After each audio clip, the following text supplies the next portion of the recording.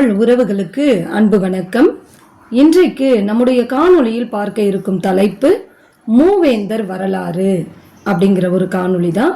இந்த காணொளி யாருக்கெல்லாம் பயனுடையதாக இருக்கும் அப்படின்னா, இளங்கலை மற்றும் இளம் அறிவியல் படிக்கக்கூடிய மாணவர்களுக்கு 3ஆம் பருவத்தில் பொதுத்தமிழ் பாடத்தில் 3ஆம் பருவத்திற்குரிய பாடப்புத்தகத்தில் அலகு 2 அரசர் கால வரலாறும் ஐரோப்பிய கால வரலாறும் என்று ஒரு பகுதி இருக்கின்றது. அதில் மூவேந்தர் வரலாறு என்பது ஒரு உட்தலைப்பாக இடம்பெற்றிருக்கிறது. எனவே இளங்கலை மற்றும் இளம் அறிவியல் 2ஆம் ஆண்டு படிக்கக்கூடிய மாணவர்களுக்கும் மேலும் தமிழகத்தை குறித்த வரலாற்று பின்னணியில் தெரிந்து கொள்ள ஆவலோடு இருக்கக்கூடிய ஆர்வலர்களுக்குமே இந்த காணொளி மிக மிக பயனுள்ள ஒரு காணொளியாக இருக்கும்.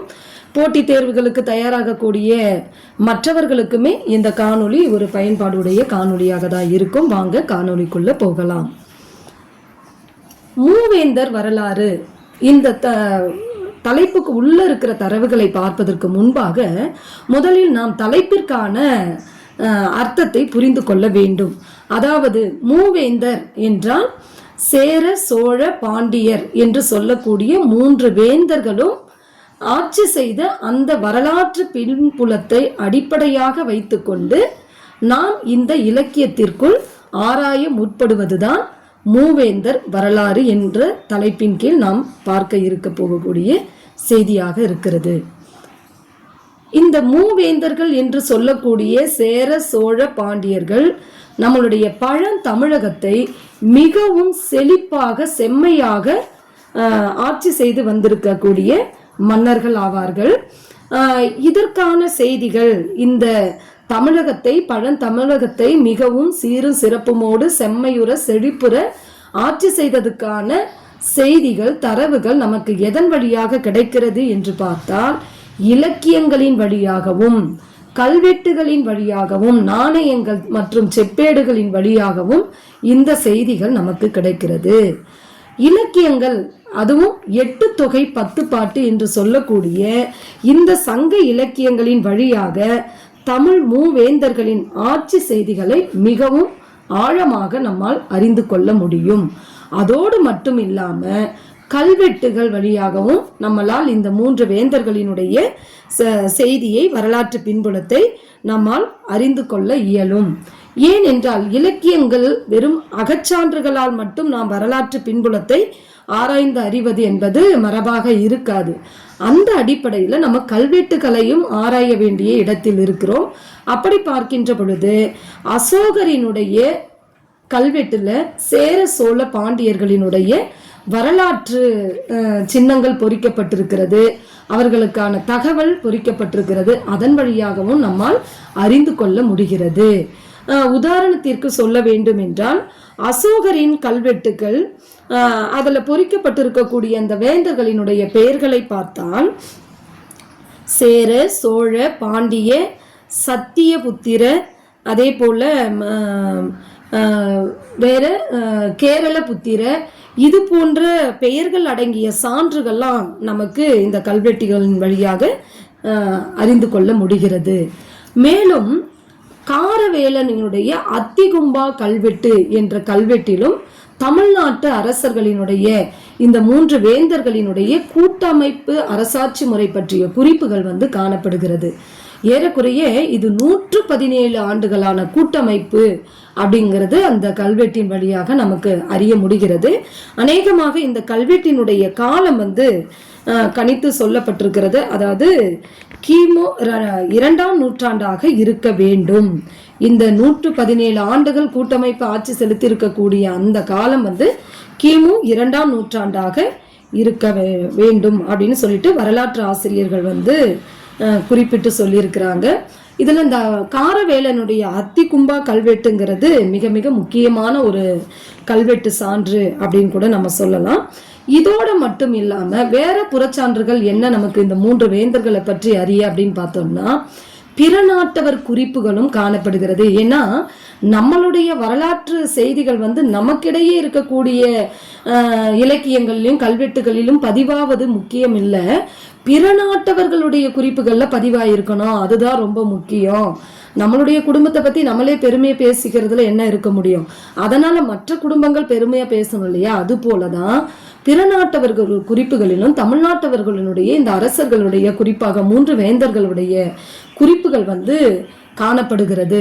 உதாரணத்துக்கு ரோம் நாட்டு அரசனாக இருக்கக்கூடிய மன்னராக இருக்கக்கூடிய அகஸ்டஸ் என்பவருடைய முடிசூட்டு விழாவிற்கு நம்மளுடைய பாண்டிய தூதவர்கள் கலந்துகிட்டு இருக்காங்க. அவருடைய முடிசூட்டு விழாவில் கலந்ததோடு மட்டும் இல்லாம ஸ்ட்ராபோ என்ற எழுத்தாளரை சந்திக்கவும் செய்திருக்கிறாங்க. இது ஒரு மிகப்பெரிய வரலாற்று ஆதாரமாக நமக்கு குறிப்பிடத்தக்கதாக சொல்லப்பட்டிருக்கிறது. அந்த முடிசூட்டு விழாவில் கலந்து கொள்ளக்கூடிய அந்த நிகழ்வு கிமு 22ஆம் நூற்றாண்டாக இருக்க முடியும் அப்படின்னு சொல்லிட்டு வரலாற்று ஆசிரியர்கள் கருதுகிறார்கள். மேலும் இந்த 3 வேந்தர்களும் தமிழகத்தினுடைய சேர சோழ பாண்டியர்கள் என்று சொல்லக்கூடிய இந்த 3 வேந்தர்களும் இன்னும் என்ன நம்மளுடைய இலக்கியத்திற்கு சான்றுகளாக, தமிழகத்திற்கு சான்றுகளாக இலக்கியங்களின் வழியாகவும் புறச்சான்றுகள் வழியாகவும் விட்டு சென்றிருக்கிறார்கள் அப்படின்னு பார்த்தோம்னா, முக்கிய கொடைகளாக அவர்கள் நீர் மேலாண்மை சிந்தனை உடையவர்களாக இருந்திருக்காங்க. அதாவது நீரை தேக்கி வைத்து அதை மனிதர்களும் மக்களும் மற்றவர்களும் விலங்குகளும் பயன்படுத்துவதற்கு ஏற்ற ஒரு செயல்பாடுகளை செய்திருக்கிறாங்க. அதை தான் நம்ம கரிகாலன் கல்லணையை கட்டினான் அப்படின்னு எல்லாம் படிக்கிறோம். எனவே சோழர்களும் கல்லணையை கட்டியிருக்கிறாங்க. அதே போல கட்டிடக்கலை, உதாரணத்துக்கு நம்ம சொல்லணும் அப்படின்னா தஞ்சை பிரகதீஸ்வரர் ஆலயம், தஞ்சை பெரிய கோயில் என்று சொல்லக்கூடிய அந்த கட்டிடக்கலையில் சிறப்பு வாய்ந்தவர்களாக இருந்திருக்கிறாங்க. அதே போல இலக்கிய வளர்ச்சிகள் என பல கொடை உள்ளத்தோடு நம்மளுடைய தமிழகத்து அரசர்கள் சேர சோழ பாண்டியர் என்று சொல்லக்கூடியவங்க முக்கிய கொடை உள்ளத்தோடு அரசாட்சி செய்திருக்கிறார்கள் என்பது இதன் வழியாக நமக்கு தெரிய வருகிறது. இதோடு மட்டும் இல்லாம அந்த சேர சோழ பாண்டியர்கள் இவர்களினுடைய வரலாற்றை நாம் தனித்தனியே ஆராய்வது என்பது மிக மிக அவசியமான ஒன்று. அதாவது சேரர்கள், சோழர்கள், பாண்டியர்கள் இந்த 3 வேந்தர்கள் முறையே அவர்கள் மிக ஆழமாக நுட்பமாக தமிழகத்தை வடிவமைத்திருக்கிறார்கள், அரசாட்சி செய்திருக்கிறார்கள் என்பதற்கு ஏராளமான அகச்சான்றுகள், கல்வெட்டுகள், நாணயங்கள், பானை ஓடுகள் இவற்றின் வழியாகவும் நம்மால் அந்த செய்திகளை எல்லாம் அறிந்து கொள்ள முடிகிறது. அதே போல இவர்கள் ஆட்சி செய்த பகுதிகள் என்று பார்க்கும்போது சேரர்கள் குறிப்பாக கேரள பகுதியையும் தமிழகத்தினுடைய மேற்கு பகுதியையும் ஆட்சி செய்தவர்களாக இருக்கிறாங்க. இந்த 3 வேந்தர்களுக்கும் நாம் எல்லைகளாக தெரிந்து கொள்வதற்கு இது பயன்பாடு உடையதா இருக்கும். அந்த வகையில பார்க்கும்போது சேரர்கள் கேரள பகுதியையும் தமிழகத்தின் மேற்கு பகுதியையும் ஆட்சி செய்திருக்கக்கூடியவர்களாக இருந்திருக்கிறாங்க. அடுத்ததா பார்த்தோம் அப்படின்னா நம்மளுடைய சோழர்கள் இவங்க திருச்சியையும் தஞ்சை காவிரி படுகை பகுதிகளையும் இவங்க அரசாட்சி செய்திருக்கிறாங்க. அதனாலதான் நம்ம சோழ நாடு சேர நாடு தந்தமுடைத்து, சோழ நாடு சோறுடைத்து, பாண்டிய நாடு முத்துடைத்து அப்படின்னு சொல்லுவோம். சோழர்கள் பாருங்க, குறிப்பா திருச்சி தஞ்சை எல்லாம் நீர்வளம் நிறைந்த பகுதி. எங்க பார்த்தாலும் கண்ணுக்கு எட்டாத தூரம் வெறும் நெல் வயல் பரப்பாதான் இருக்கும். எனவே அப்ப அவங்க அதற்கு ஏற்ற இடத்தை தான் ஆட்சி செய்திருக்கிறாங்க. பாருங்க, திருச்சி, தஞ்சை உள்ளிட்ட இந்த காவிரி படுகைகள் நிறைந்த பகுதியே சோழர்கள் அரசாட்சி செய்திருக்கிறாங்க. அதே போல பாண்டியர்கள் அப்படின்னு பார்க்கும்போது மதுரை, திருநெல்வேலி உள்ளிட்ட பகுதிகளை, தென்பகுதிகளை தமிழகத்தினுடைய தென்பகுதிகளை பாண்டியர்கள் ஆட்சி செய்திருக்கிறாங்க. அப்ப சேரர்கள் தமிழகத்தினுடைய மேற்கு பகுதி, பாண்டியர்கள் தமிழகத்தினுடைய தெற்கு பகுதி, சோழர்கள் காவிரி படுகை பகுதியை ஆட்சி செய்திருக்கிறார்கள்.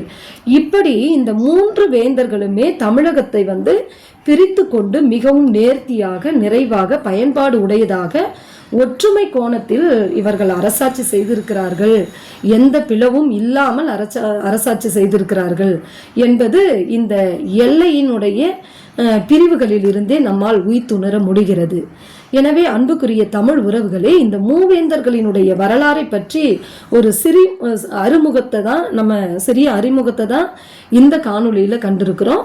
இதற்கு அடுத்த காணொளியில் நம்ம ஒவ்வொருவருடைய அதாவது சேரர்களினுடைய அகச்சான்றுகள், கல்வெட்டுகள், நாணயங்கள் என்னெல்லாம் கிடைச்சிருக்கு, அதே போல் சோழர்களுக்கான அகச்சான்றுகள், கல்வெட்டுகள், நாணயங்கள், பானை ஓடுகள் என்னெல்லாம் கிடைச்சிருக்கா இல்லையா, பாண்டியர்களுக்கு என்ன மாதிரியான சான்றுகள், வரலாற்று சான்றுகள், கல்வெட்டுகள், இலக்கியங்கள்லாம் கிடைச்சிருக்கு அப்படிங்கிறத அடுத்த காணொளியில் பார்க்கலாம். ஆனால் இதில் என்ன ஒரு சிறப்பு அப்படின்னா, சேர பாண்டியர்களுக்கு கிடைத்த மாதிரியான வரலாற்று சான்றுகள், கல்வெட்டுகள், நாணயங்கள் சோழர் கால அரசாட்சி அமைப்புக்கு கிடைக்கவில்லை அப்படிங்கிறது ஒரு செய்தியாக இந்த காணொளியில் பகிர்ந்துக்கிட்டு, இது தொடர்ச்சியாக அடுத்து நம்ம சேரர், சோழர், பாண்டியர்களினுடைய முழுமையான வரலாற்று அடிப்படையில் என்னங்கிறத அடுத்த காணொளியில் பார்க்கலாம். நன்றி, வணக்கம்.